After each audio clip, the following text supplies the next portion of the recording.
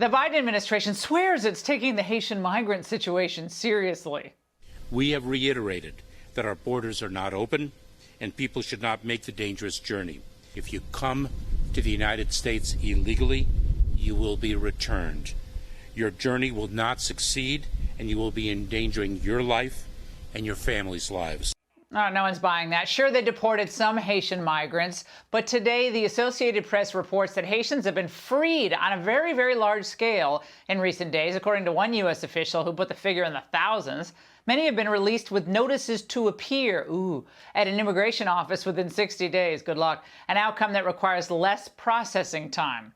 Here with me now is Senator Ted Cruz from Texas. Senator, this is just sheer lawlessness. Reports tonight that the Biden administration is even trying to get a contractor to run a facility in Gitmo, I guess, to hold some of the overflow. What is happening here? Well, I got to say, what's happening in Del Rio really illustrates the cause and effect of the Biden border disaster. To really understand it, you have to go back to September 8th. On September 8th, under that bridge, there were, on any given day, between 700 and 1,000 illegal immigrants, mostly from Haiti. And that had been the consistent flow for some time, as between 700 and 1,000 a day were crossing illegally at that point. On September 8th, there were roughly 900 Haitians that were scheduled to be on airplanes to go back to Haiti. And the Biden administration canceled those flights. They said, we're not going to deport you. You can stay here. You can remain in America. And what happened was simple. Those 900 Haitians, they pulled out their phones. And they got their phones and they called their families. They called their friends. They texted their family and friends. You had 700 people on September 8th. I was down in Del Rio 8 days later on September 16th. The day I was there, 700 people had become 10,503. It took 8 days for that to happen. Within a couple of days, that 10,000 had become 15,000, and it was straight cause and effect.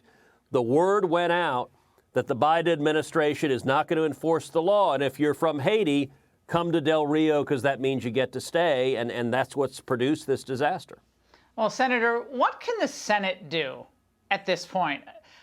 People come up to me, and I know they come up to you all the time, and they say, is there nothing we can do? Because this is a purposeful resettlement of, it's going to be millions of illegal immigrants into the United States. And it's just, the only thing we can do is an election, I guess. So look, the Senate could do a great deal, but we're not going to, because there's not a single Democrat who is willing to work with us to secure the border. Every Democrat, today's Democrats have decided they're the party of open borders. Laura, I got to tell you, in the last few weeks, I traveled all along South Texas, so not just Del Rio. I was in Uvalde, I was in Laredo, I was in McAllen, I was in Roma, I was in Edinburgh. I did roundtables with ranchers and farmers down there, with sheriffs and law enforcement, with local elected officials. You know, most of the local elected officials in South Texas are Democrats. That's long been a Democratic area of the state.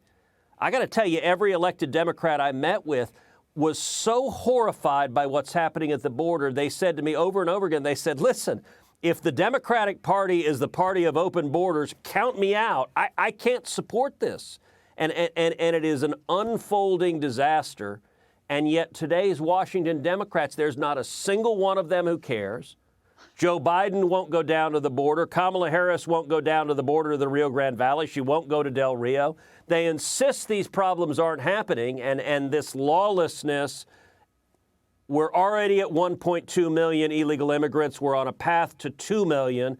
And as long as Joe Biden and Kamala Harris refuse to apply the law, it's going to keep getting worse. And only 13% from that report back in July of the 50,000 illegal immigrants they looked at with the court date that they had given even show up. So once they're here and they're resettled into the United States, they're sent into the United States, they're not coming back for the most part. So those are new workers or people who are getting benefits in public schools, healthcare. Do we have any idea how much this is costing the United States of America, Senator? So we don't know. The costs are massive, whether the immediate costs of housing them, of transporting them. And by the way, many of them turn themselves in to the Border Patrol, and Joe Biden and Kamala Harris are the last mile of the human trafficking. They bring them to their final destination. But, you know, it's even worse than that. When I was doing the roundtables in South Texas, one of the things we saw are the color-coded wristbands that many of the illegal immigrants are wearing, because the cartels, which are global criminal enterprises, they charge anywhere from $3,000 to $8,000 to cross the border. The cartels have 100% operational control of the border. You don't cross the Rio Grande without paying the cartels, or they will kill you.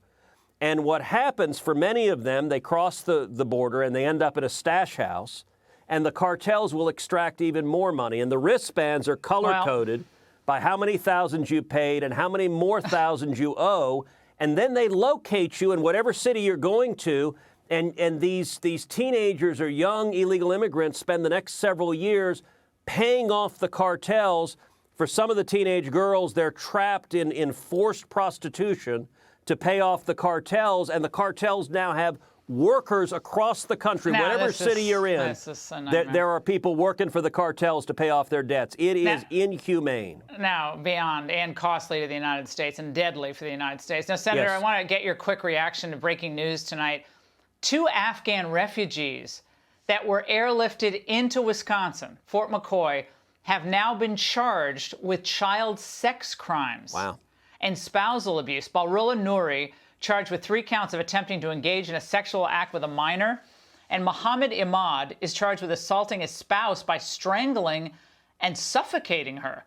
Wow. Senator, quickly, do you trust this administration's ability to vet any of these individuals who are by the thousands now in the United States, tens of thousands? So not remotely. Last week, Secretary of State Tony Blinken testified before the Senate Foreign Relations Committee, and I cross-examined him. And he had 2 major admissions that he made under that cross-examination. One, he admitted the Biden administration gave the Taliban a list of Americans and Afghans they wanted out, which raises the obvious question, did he effectively put them on a kill list?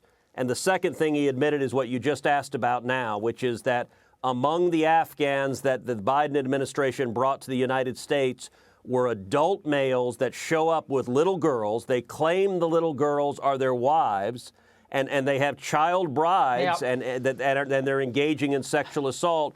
Blinken admitted under oath, yes, that is an issue. It's happening.